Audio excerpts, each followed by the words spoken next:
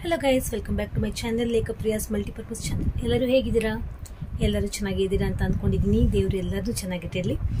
So ಇವತ್ತಿನ ಈ ವ್ಲಾಗಲ್ಲಿ ನಾನು ನಿಮ್ಮ ಜೊತೆ ಶೇರ್ ಮಾಡ್ಕೊಳ್ತಾ ಇದ್ದೀನಿ ಸಿಂಪಲ್ ಆಗಿರೋ ಹೋಮ್ ಲುಕ್ ಕೊಡುವಂತಹ ಮೇಕಪ್ ಟ್ಯೂಟೋರಿಯಲ್ ಆ್ಯಂಡ್ ದೆನ್ ತುಂಬ ಈಸಿಯಾಗಿ ಮಾಡ್ಕೊಳ್ಳುವಂತಹ ವೆಜ್ ಕುರ್ಮಾ. ತುಂಬ ಈಸಿ.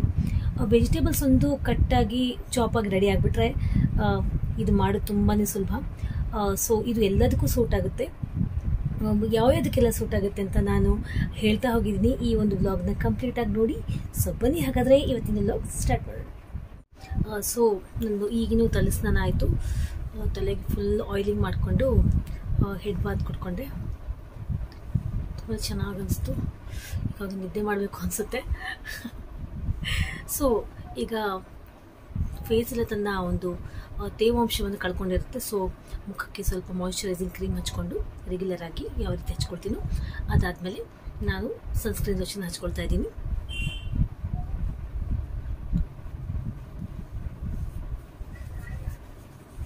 ಇದು ಸನ್ಸ್ಕ್ರೀನ್ ಲೋಷನ್,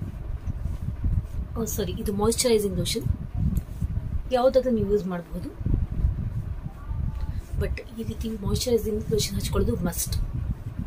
ಮನೇಲಿದ್ದರೂ ಕೂಡ ಆಚೆ ಹೋದರೂ ಕೂಡ ಹಚ್ಕೊಳ್ಳೇಬೇಕು. ಹೀಗಾಗಿ ತುಂಬ ವೀಡಿಯೋಸಲ್ಲಿ ನಾನು ನಿಮ್ಮ ಜೊತೆ ಈ ವಿಚಾರವನ್ನು ಶೇರ್ ಮಾಡಿದ್ದೀನಿ. ನೆಕ್ಸ್ಟ್ ನಾನು ಸನ್ಸ್ಕ್ರೀನ್ ಲೋಷನ್ ಹಚ್ಕೊಳ್ತಾ ಇದ್ದೀನಿ. ನಾನು ಹಚ್ಕೊಳ್ಳೋದು lotus moisturizing cream. Sunscreen lotion ಹಚ್ಕೊಳ್ಳೋದು ಅದು ತುಂಬಾ ಎಫೆಕ್ಟಿವ್ ಆಗಿ ಕೆಲಸ ಮಾಡ್ತೀವಿ ಸ್ಕಿನ್ಗೆ, ಅದರಲ್ಲೂ ಫೇಶಿಯಲ್ ಸ್ಕಿನ್ಗೆ.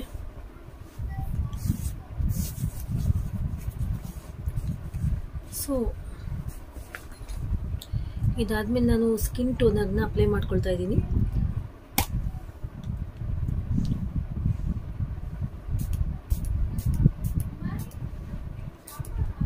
ನನ್ನ ಹತ್ರ ಇರೋದು ಸ್ಕಿನ್ ಟೋನರ್ ಕ್ಯೂಕಂಬರ್ದು, ಜೋವೀಸ್ದು ಕ್ಯೂಕಂಬರ್ದು. ನೀವು ಸ್ಕಿನ್ ಟೋನರ್ ಆಗಿ ನೀವು ಗುಲಾಬ್ ಜೆಲ್ ಕೂಡ, ದಟ್ ಮೀನ್ಸ್ ರೋಸ್ ವಾಟರ್ ಕೂಡ ಅಪ್ಲೈ ಮಾಡ್ಕೋಬೋದು, ನೋ ಪ್ರಾಬ್ಲಮ್.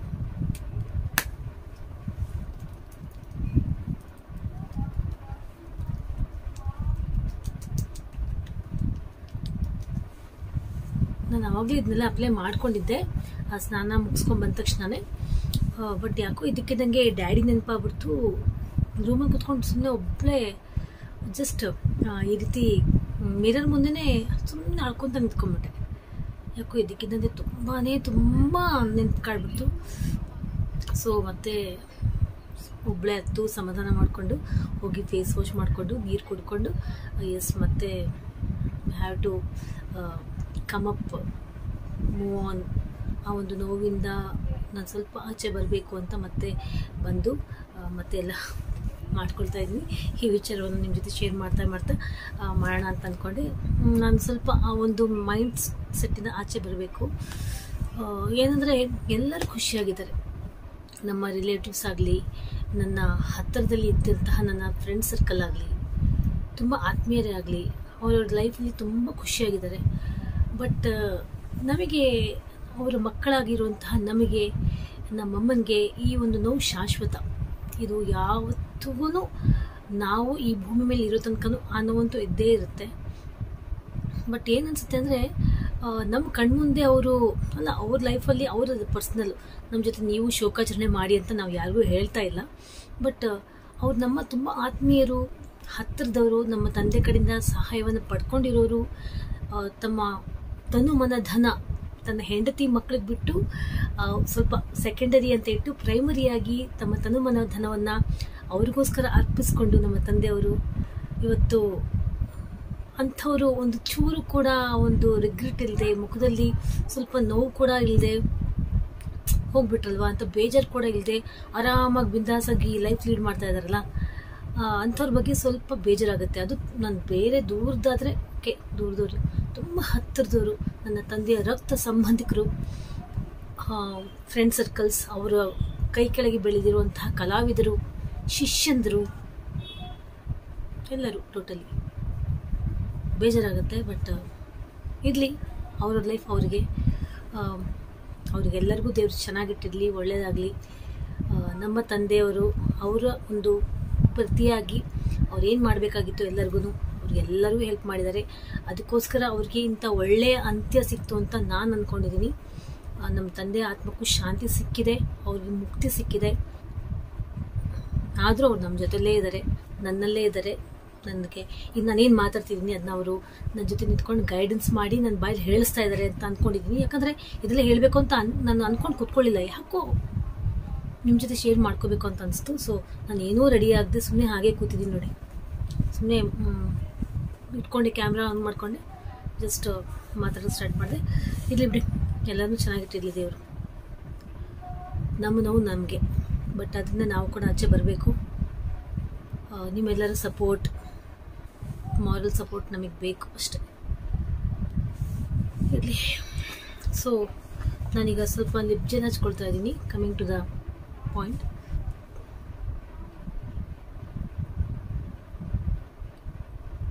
ಲೈಟಾಗಿ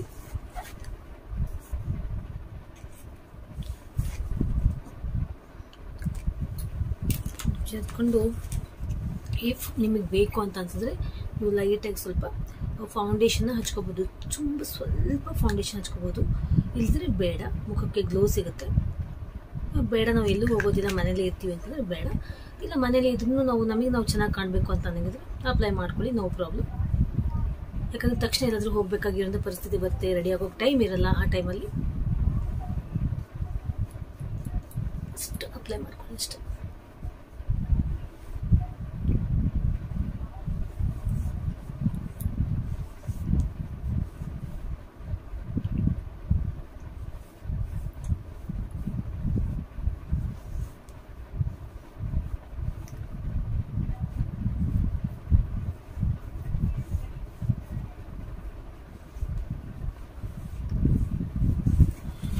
ನಾನು ಸ್ವಲ್ಪ ಕಾಜಲ್ ಹಚ್ಕೊಳ್ತಾ ಇದ್ದೀನಿ.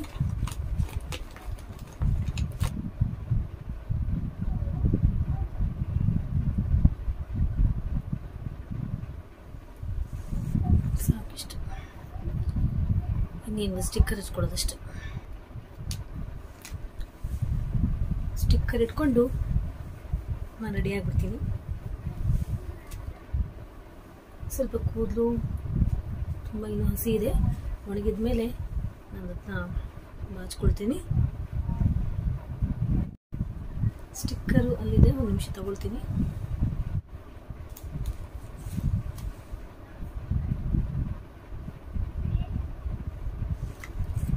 ಓಕೆ, ಸೊ ಇದಾಗಿತ್ತು ಇವತ್ತಿನ ಈ ನನ್ನ ಪುಟ್ಟ ಒಂದು ಮನೇಲಿ ಯಾವ ರೀತಿ ಸಿಂಪಲಾಗಿ ರೆಡಿ ಆಗಬೇಕು ಅನ್ನೋದ್ರ ಬಗ್ಗೆ ಮೇಕಪ್ ಟ್ಯುಟೋರಿಯಲ್. ನಿಮಗೆ ಇಷ್ಟ ಆಯಿತು ಅಂತ ಅಂದ್ಕೊಳ್ತೀನಿ. ಇಷ್ಟ ಆಗಿದ್ರೆ ಲೈಕ್ ಬಟನ್ ಪ್ರೆಸ್ ಮಾಡಿ. ಹಾಗೂ ನಮ್ಮ ತಂದೆಯವರ ಅಗಲಿಕೆ ಬಗ್ಗೆ ನಾನು ಮಾತಾಡಿರುವಂತಹ ಒಂದು ಮಾತುಗಳು ಯಾರಿಗೂ ಉದ್ದೇಶಿಸಿ ನಾನು ಮಾತಾಡಿಲ್ಲ. ನನ್ನ ಮನಸ್ಸಿನ ಭಾವನೆ ನಾನು ವ್ಯಕ್ತಪಡಿಸಿದೆ ಅಷ್ಟೇ. ನಮ್ಮ ಜೊತೆ ಕೂತ್ಕೊಂಡು ಅಳಬೇಕು, ಶೋಕಾಚರಣೆ ಮಾಡಬೇಕು, ನಮ್ಮ ಜೊತೆ ಕೂತ್ಕೊಂಡು ನೀವು ನಮ್ಮ ಒಂದು ಭಾವನೆಗಳನ್ನ ಶೇರ್ ಮಾಡ್ಕೋಬೇಕು, ನಮ್ಮ ಮಾತುಗಳನ್ನ ನೀವು ಕೇಳಬೇಕು ಅಂತ ನಾನು ಯಾರನ್ನೂ ಈ ಮೂಲಕ ನಾನು ಕೇಳ್ತಾ ಇಲ್ಲ. ನಾನು ಯಾರಿಗೂ ಉದ್ದೇಶಿಸಿ ಮಾತಾಡ್ತಿಲ್ಲ. ಐ ರಿಪೀಟ್, ಇಲ್ಲ, ಜಸ್ಟ್ ನನ್ನ ಒಂದು ಮನಸ್ಸಿನ ಭಾವನೆನ ನನ್ನ ಫ್ಯಾಮಿಲಿ ಜೊತೆ, ದಟ್ ಮೀನ್ಸ್ ನನ್ನ ಯೂಟ್ಯೂಬ್ ಫ್ಯಾಮಿಲಿ ಸಬ್ಸ್ಕ್ರೈಬರ್ಸ್ ಜೊತೆ ನಾನು ಶೇರ್ ಮಾಡಿಕೊಂಡೆ ಅಷ್ಟೇ. ಇದು ಯಾರನ್ನೂ ಹರ್ಟ್ ಮಾಡುವಂಥ ಉದ್ದೇಶ ಖಂಡಿತವಾಗಿಯೂ ನಮಗಿಲ್ಲ. ನನಗೆ ಆಗಲಿ ನನ್ನ ಫ್ಯಾಮಿಲಿಗೆ ಆಗಲಿ ಖಂಡಿತವಾಗಿಯೂ ಇಲ್ಲ. ಸದ್ಯ ನಮಗೆ ಬಾಳೋಕ್ಕೆ ಬಿಟ್ಟು ಕೊಟ್ಬಿಟ್ರೆ ಸಾಕು, ಅಷ್ಟೇ ಸಾಕು. ಅದನ್ನ ತೋರ್ಪಡಿಕೆ ಮಾಡಿಕೊಂಡು ನಮಗೆ ಹರ್ಟ್ ಮಾಡುವಂಥ ಉದ್ದೇಶ ಯಾರಿಗೂ ಇರೋದು ಬೇಡ. ನಮಗೂ ಆ ಉದ್ದೇಶ ಇಲ್ಲ, ಯಾರಿಗೂ ಇರೋದು ಬೇಡ ಉದ್ದೇಶ. ಯಾಕಂದ್ರೆ ನಮ್ಮ ನೋವು ನಮಗೆ ಅಷ್ಟೇ. ಸೊ ಇಲ್ಲಿ ಬಿಡಿ. ಸೊ ಹೋಮ್ ಮೇಕಪ್ ಲುಕ್ ಯಾವ ರೀತಿ ಅಂತ ನೋಡಿಕೊಂಡ್ರೆ, ಈಗ ಬನ್ನಿ ವೆಜ್ ಕುರ್ಮಾ ಯಾವ ರೀತಿ ಈಸಿಯಾಗಿ ಸಿಂಪಲ್ಲಾಗಿ ಟೇಸ್ಟಿಯಾಗಿ ಮಾಡ್ಕೊಂಬರ್ಬೋದು ಅಂತ ನೋಡ್ಕೊಂಬರೋಣ. ಬನ್ನಿ ಹೋಗೋಣ. ಎಸ್, ಸ್ಟಾರ್ಟ್ ಮಾಡೋಣವಾ? ಈ ರೀತಿ ನಾನು ಬೀನ್ಸ್, ಕ್ಯಾರೆಟ್ ಆ್ಯಂಡ್ ದೆನ್ ಆಲೂಗಡ್ಡೆ, ಇನ್ನೂ ಬೇಕಾದರೆ ನೀವು ಬೇರೆ ಬೇರೆ ವೆಜಿಟೇಬಲ್ಸ್ನ ಹಾಕೋಬಹುದು. ಇದಕ್ಕೆ ನಾನು ಸ್ವಲ್ಪ ಗೋಬಿ ಕೂಡ ಹಾಕ್ಕೊಂಡಿದ್ದೀನಿ. ಎಲ್ಲ ವೆಜಿಟೇಬಲ್ಸ್ ಈ ರೀತಿ ಚಿಕ್ಕದಾಗಿ ಚಾಪ್ ಮಾಡ್ಕೋಬೇಕು. ಈಗ ಮಸಾಲೆಗೆ ಕಡಲೆ 1-2 ಸ್ಪೂನ್, ಕೊಬ್ಬರಿ 1/4 ಬಟ್ಲು, ಟೊಮೆಟೊ 5ರಿಂದ 6, ನೀರುಳ್ಳಿ 1 ಮೀಡಿಯಮ್ ಸೈಜ್ನ ಕಟ್ ಮಾಡ್ಕೊಂಡಿದ್ದೀನಿ. ಇದಕ್ಕೆ ಬೆಳ್ಳುಳ್ಳಿ, ಹಸಿ ಶುಂಠಿ, ಜೀರಿಗೆ 1 ಸ್ಪೂನ್, ಚಕ್ಕೆ ಲವಂಗ 1-2, 2ರಿಂದ 3ರಿಂದ 4 ಮೆಣಸು ಇಷ್ಟನ್ನು ನೀವು ಹಾಕ್ಕೊಂಡು ರೆಡಿ ಮಾಡ್ಕೋಬೇಕು. ನೋಡಿ ನಾನು ಜೀರಿಗೆ ಕೂಡ ಹಾಕ್ಕೊಳ್ತಾ ಇದ್ದೀನಿ. ಈಗ ಇದನ್ನ ಫೈನ್ ಪೇಸ್ಟಾಗಿ ಮಾಡ್ಕೊಂಬಿಡಿ. ಈ ಕಡೆ ನಾನು ಒಂದು ಕುಕ್ಕರಲ್ಲಿ ಎಲ್ಲ ರೀತಿಯ ವೆಜಿಟೇಬಲ್ಸ್ ಏನು ಚಾಪ್ ಮಾಡ್ಕೊಂಡಿದ್ವಲ್ಲ ಅದೆಲ್ಲವನ್ನು ಹಾಕಿ ಬೀನ್ಸ್ ಬೀಜವನ್ನು ಹಾಕ್ಕೊಳ್ತಾ ಇದ್ದೀನಿ. ಬಲ್ತಿರುವಂತಹ ಬೀನ್ಸ್ ಬೀಜ, ಬೇಕಾದ್ರೆ ನೀವು ಅವರೆಕಾಳಿದ್ರೆ ಅದನ್ನು ಕೂಡ ಹಾಕ್ಕೋಬೋದು, ನೋ ಪ್ರಾಬ್ಲಮ್. ಈಗ ಒಂದು ಪಾತ್ರೆಗೆ ನಾನು ಆಯಿಲ್ ಹಾಕ್ಕೊಂಡು ಅದಕ್ಕೆ ನೀರುಳ್ಳಿ, ಕರಿಬೇವಿನ ಸೊಪ್ಪು, ಜೀರಿಗೆನ ಹಾಕ್ಕೊಂಡು ಇದನ್ನ ಈ ರೀತಿ ಸ್ವಲ್ಪ ಫ್ರೈ ಮಾಡ್ಕೊಳ್ತಾ ಇದ್ದೀನಿ. ಫ್ರೆಂಡ್ಸ್, ಇದಕ್ಕೆ ಒಂದು ಅರ್ಧ ಸ್ಪೂನಷ್ಟು ಅರಿಶಿನವನ್ನು ಹಾಕ್ಕೊಳ್ತಾ ಇದ್ದೀವಿ. ನಾನು ಹೇಳಿರೋ ಹಾಗೆ ಈ ಒಂದು ವೆಜ್ ಕುರ್ಮಾ ಎಲ್ಲದಕ್ಕೂ ಬೆಸ್ಟ್ ಸೂಟೆಡ್. ಈಗ ನಾನು ತೋರಿಸಿದ್ನಲ್ಲ ಮಸಾಲ ಐಟಮ್ಸ್, ಅದನ್ನೆಲ್ಲ ನಾನು ಫೈನ್ ಪೇಸ್ಟಾಗಿ ಗ್ರೈಂಡ್ ಮಾಡಿಕೊಂಡು ಈ ಒಂದು ಒಗ್ಗರಣೆಗೆ ಹಾಕ್ಕೊಳ್ತಾ ಇದ್ದೀನಿ. ಚೆನ್ನಾಗಿದು ಬೆರೆಸ್ಕೊಳ್ತಾ ಇದ್ದೀನಿ. ಒಗ್ಗರಣೆಗೆ ಚೆನ್ನಾಗಿ ಬೆರೆಸ್ಕೋಬೇಕು. ಈಗ ಇದಕ್ಕೆ ನಿಮ್ಮ ಖಾರಕ್ಕೆ ತಕ್ಕಷ್ಟು ಚಿಲ್ಲಿ ಪೌಡರ್, ಧನಿಯಾ ಪೌಡರ್ ಹಾಕ್ಕೊಂಡು 2 ಸ್ಪೂನ್ ಧನಿಯಾ ಪೌಡರ್ ಹಾಕ್ಕೊಂಡಿದ್ದೀವಿ. ಮಿಕ್ಸಪ್ ಮಾಡ್ಕೋಬೇಕು. ಸ್ವಲ್ಪ ಒಂದು 3/4 ಗ್ಲಾಸ್ನಷ್ಟು ನೀರು ಹಾಕ್ಕೊಂಡು ಮತ್ತೆ ಮಿಕ್ಸಪ್ ಮಾಡ್ಕೊಂಡಿದ್ದೀವಿ. ಈಗ ಈ ಕಡೆ ನಮ್ಮ ವೆಜಿಟೇಬಲ್ ಬೆಂದ್ಕೊಂಡಿದೆ, ಇದನ್ನೆಲ್ಲ ಇದಕ್ಕೆ ನಾವು ಟ್ರಾನ್ಸ್ಫರ್ ಮಾಡ್ತಾಯಿದ್ದೀವಿ. ಈಗ ನೋಡ್ಕೊಂಡು ನಾವೀಗ ಸಾಲ್ಟ್ ಹಾಕ್ಕೋಬಹುದು. ಯಾಕಂದರೆ ನಾವು ವೆಜಿಟೇಬಲ್ಸ್ ಬೇಯಿಸ್ಕೋಬೇಕಾದ್ರೆ ಒಂದು ಅರ್ಧ ಸ್ಪೂನ್ ನಾನು ಸಾಲ್ಟ್ನ ಹಾಕ್ಕೊಂಡೆ ವೆಜಿಟೇಬಲ್ಸ್ನ ಬೇಯಿಸ್ಕೊಂಡಿದ್ದು. ಟೇಕ್ ಕೇರ್, ನೋಡಿಕೊಂಡು ನೀವು ಉಪ್ಪು ಹಾಕ್ಕೋಬೇಕು. ಈ ಕಡೆ ನಾನು ಅಮ್ಮಂಗೆ ಚಪಾತಿ ಮಾಡೋಣ ಅಂತಂದೆ. ಅಮ್ಮ ಚಪಾತಿನೂ ಮಾಡ್ಕೋಬೋದು ಅಥವಾ ಪೂರಿನೂ ಮಾಡ್ಕೋಬೋದು ಅಂತ ಹೇಳ್ತಾಯಿದ್ರು. ಸೊ ಇವತ್ತು ನಾವು ಪೂರಿ ಮಾಡ್ಕೊಂಡಿದ್ವಿ. ನಾನು ಪೂರಿ ನನಗಿಷ್ಟ ಆಗಲ್ಲ, ನಾನು ಪೂರಿ ತಿನ್ನಲ್ಲ, ನಾನು ಚಪಾತಿ ಮಾಡ್ಕೊಂಡಿದ್ದೆ. ಸೊ ನನ್ನ ಬ್ರದರ್ ವೈಫ್ ಅದೇ ಟೈಮಿಗೆ ಬಂದಳು. ಅವಳು ಪೂರಿನ ಈ ರೀತಿ ಫ್ರೈ ಮಾಡಿ ಕೊಟ್ಟಳು. ನನ್ನ ಮಕ್ಕಳಿಗೆಲ್ಲ ಸರ್ವ್ ಮಾಡಿದೆ. ಮಕ್ಕಳಂತೂ ತುಂಬಾ ಇಷ್ಟಪಟ್ಬಿಟ್ಟು. ಬೆಸ್ಟ್ ಕಾಂಬಿನೇಷನ್ ಈ ವೆಜ್ ಕುರ್ಮಕ್ಕೆ ಈ ಪೂರಿ. ಇಟ್ ಆ್ಯಕ್ಟ್ಸ್ ಲೈಕ್ ಸಾಗುಕ್ಕಿಂತಲೂ ಬೆಸ್ಟ್ ಟೇಸ್ಟ್ ಕೊಡುತ್ತೆ ಅಂತಲೇ ಹೇಳ್ಬೋದು. ಅಷ್ಟೇ ಅಲ್ಲ, ನಾನು ಚಪಾತಿ ಮಾಡಿಸ್ಕೊಂಡಿದ್ದಲ್ಲ, ಆ ಚಪಾತಿಗೂ ಕೂಡ ತುಂಬ ಸೂಪರ್ಬಾಗಿರುವಂಥ ಕಾಂಬಿನೇಷನ್. ಏನು ಮಾಡ್ತಿದ್ದೀರಾ ನೀವೆಲ್ಲ? ಏನಿದು? ಪೂರಿ. ಹಾಂ, ಪೂರಿ ಮತ್ತೆ sagu. Wow, gravy. Wow, gravy. What is this? Puri sagu. Wow, really good. Is it spicy or what? Normal. ಮಕ್ಳಿಗಂತೂ ತುಂಬ ಇಷ್ಟ ಆಯಿತು. ನೀವೇ ನೋಡಿದ್ರಲ್ಲ, ಸಾಗು ಅಂತ ಹೇಳ್ತಾ ಇವೆ ಮಕ್ಕಳು ಈ ವೆಜ್ ಕುರ್ಮಾನ.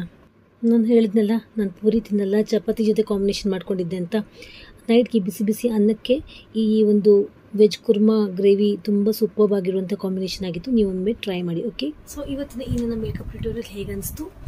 ಹೋಮ್ ಲುಕ್ ಕೊಡುವಂಥ ಸಿಂಪಲ್ ಮೇಕಪ್ ಟ್ಯೂಟೋರಿಯಲ್ ಹಾಗೂ ಈಸಿಯಾಗಿ ಮಾಡುವಂತಹ ವೆಜ್ ಕುರ್ಮಾ ಹೇಗಿತ್ತು ಅಂತ ನೀವು ಕಾಮೆಂಟ್ ಸೆಕ್ಷನಲ್ಲಿ ಬರ್ದು ಕಳಿಸಿ. ನಾನು ಹೇಳಿದ್ನಲ್ಲ, ಇದು ಎಲ್ಲದಕ್ಕೂ ಸೂಟ್ ಆಗುತ್ತೆ ಅಂತ. ನಮ್ಮ ಮನೆ ಮಕ್ಕಳಂತೂ ತುಂಬ ಚೆನ್ನಾಗಿ ತಿಂದ್ಬಿಟ್ರು, ದೊಡ್ಡವ್ರಿಗೂ ಕೂಡ ತುಂಬ ಇಷ್ಟ ಆಯಿತು. ಸೊ ನೀವು ಒಮ್ಮೆ ಇದನ್ನ ಟ್ರೈ ಮಾಡಿ ಅಂತ ಹೇಳ್ತಾ ಇವತ್ತಿನ ವ್ಲಾಗ್ ಮುಗಿಸ್ತಾ ಇದ್ದೀನಿ. You all take care. ನಿಮ್ಮ ಫ್ಯಾಮಿಲಿಯನ್ನು ನೀವು ಚೆನ್ನಾಗಿ ನೋಡ್ಕೊಳ್ಳಿ, ನಿಮ್ಮ ತಂದೆ ತಾಯಿಗಳನ್ನ ಚೆನ್ನಾಗಿ ನೋಡ್ಕೊಳ್ಳಿ, ನಿಮ್ಮನ್ನು ನೀವು ಚೆನ್ನಾಗಿ ನೋಡ್ಕೊಳ್ಳಿ. Family is the first and second the rest. Okay, you all take care. Bye.